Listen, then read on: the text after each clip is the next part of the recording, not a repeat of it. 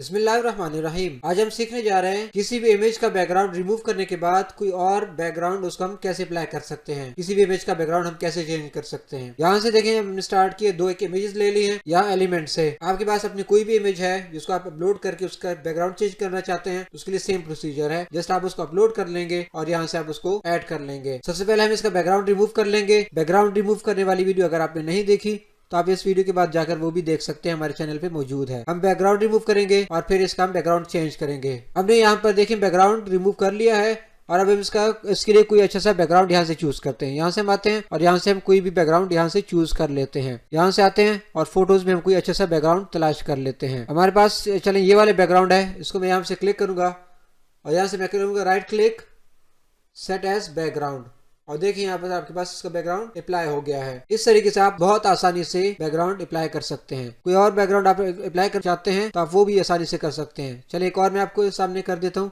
ये हमारे पास बैकग्राउंड है, इसको मैं क्लिक किया, यहाँ से राइट क्लिक करेंगे, रिप्लेस बैकग्राउंड। देखें ये बैकग्राउंड अप्लाई हो गया है। आप जिस तरह का बैकग्राउंड अप्लाई करना चाहते हैं आप सिंगल एक क्लिक से बैकग्राउंड रिमूव करने के बाद उसके लिए अप्लाई कर सकते हैं। अगर आपका कोई सवाल है नीचे कमेंट्स में हमें लाजमी बताएं, हम कोशिश करेंगे आपके सवाल के रिस्पॉन्स में हम वीडियो बनाकर आपके सवाल का जवाब दें। ये वीडियो अपने दोस्तों के साथ भी लाजमन शेयर करें।